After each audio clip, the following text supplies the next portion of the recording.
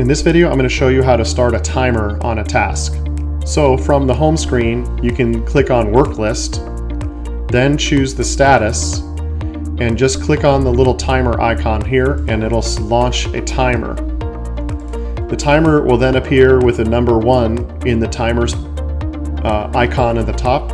When you want to view the timers and see what's going on, you can say Show Timers, and you can see that the time is now accruing. So while I work on this task, my time is being automatically tracked, and I can go view it at any time. And when I get done with the task, you can click on Show Timers, hit the plus button.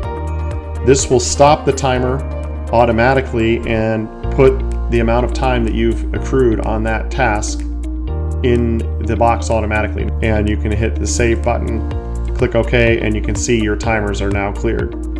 From this screen, you can also add a timer and choose the project that you want to add a timer from and the task that it belongs to, and this launches a timer as well. So you can always launch a timer from anywhere in the system by simply going to the timer area.